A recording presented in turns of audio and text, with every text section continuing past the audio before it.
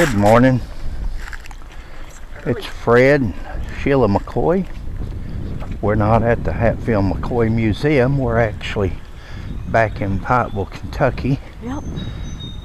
It's early morning hours. We're going to, it's May, and we're going to the cemetery of Mom and Dad's to work on it, run by Sheila's mother's grave. But we wanted to stop by here. The last time we were here, we didn't get to stop here because Hillbilly Days was going on. But this is the hanging site of Ellison Mounts, it says. Right off the bat, that's incorrect. It would have been Ellison Hatfield. Ellison, of course, was a product of Big Ellison Hatfield and his first cousin, Harriet Hatfield. Now, I know I've discussed this in other videos, but I never know which video you're going to watch first, whether it's this one or maybe you've already seen it on another one. But that's why I always make that representation, because they've always named them Mounts, and that was his adopted father, more or less. That's who Harriet married, was a Mounts, and she gave him that name. Ain't like you want to go around during that time advertising that your son or children is the children of your first cousin. So Ellison was actually a Hatfield, son of Ellison and Harriet. Harriet was John Hatfield's daughter. Harriet was the sister to Hog Still and Floyd. 7 other Hatfield supporters indicted for murder of Alifair McCoy were sentenced to life in prison. By the time of his trial, Mounts had confessed.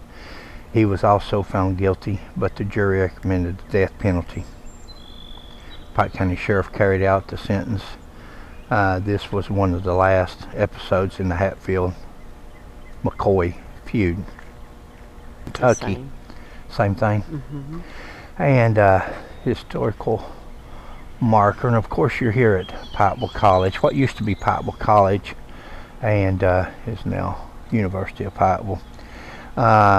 The story has always gone that he was buried within seeing distance from where he was hung. Now, they say that this is not the exact spot because you got the college behind it now, but that marker's somewhere in that area. Straight up there is the graveyard, one of the graveyards here in Pikeville that it's been said that he could have been buried at. Babe, join in any time. No, just good morning, guys. Hope you're having a great morning. Now, if you'll look right here, what a hill back there to where the dorms are. This was the slope. This was the same slope all the way down through there before they put that big building there.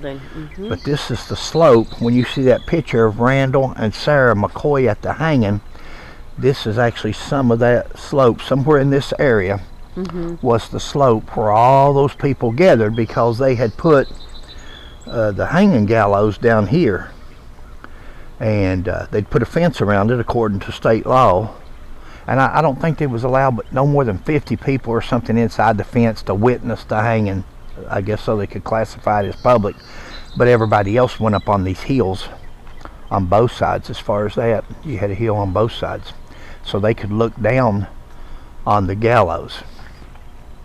So right up there is one cemetery, and there's several unmarked graves. Sheila and I have been there years and years ago, researching the feud and trying to find Ellison's grave, and there's several unmarked, but there's nothing with Ellison on it, and so who knows? Nobody will ever know, in fact. Yeah. But there's one cemetery, and then there's another one right behind that.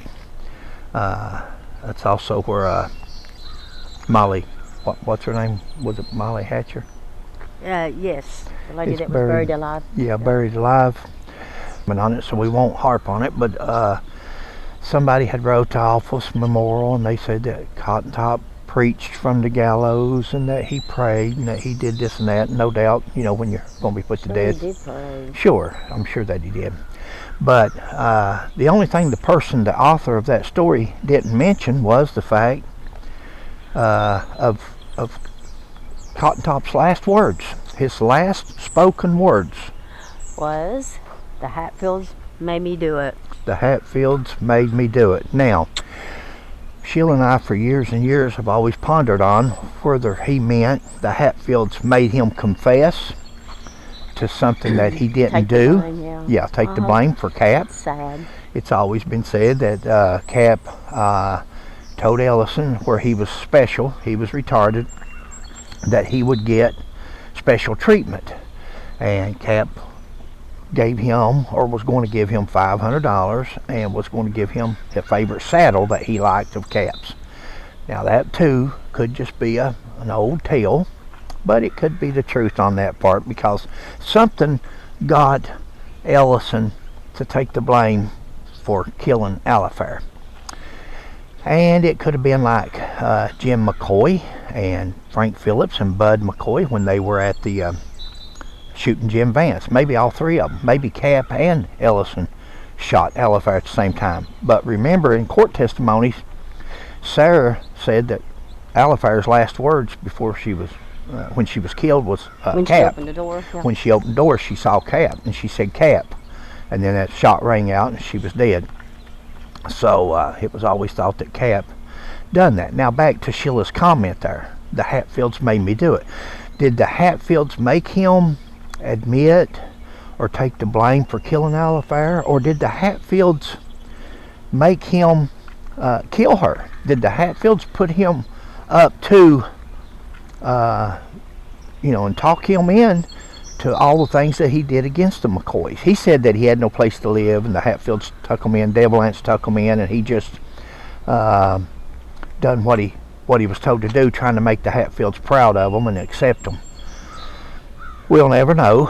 It's a big history lesson, but this is where it ended. This is where the feud actually ended. This was the last death as far as dealing with the feud. Everybody thought there was justice. There was finally justice.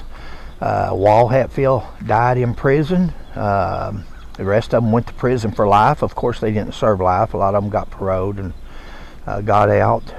But Wall, Devil Ance's brother, Wall, the one that said, if Ellison dies, we'll kill the 3 McCoy boys. And they did, in fact, do that. So it's an interesting story, but this would have been where it ended at. Sheila, you got anything? Thanks for watching. Going to be an old, cloudy, dreary day. I've got glasses on. This is not with the GoPro. This is with a pair of glasses. If you guys ever, any of you YouTubers out there that don't use them, you may want to get you a pair of these. They do a good job. Well, they suffice, don't they? Yeah. They, and especially when you're in a crowd or you're walking around rather than holding a camera up, you're sitting right there filming, and people don't even know it, basically. So, other than that, we're in Pikeville, Kentucky, and we'll talk to you next time. Thanks for watching. Bye. Bye.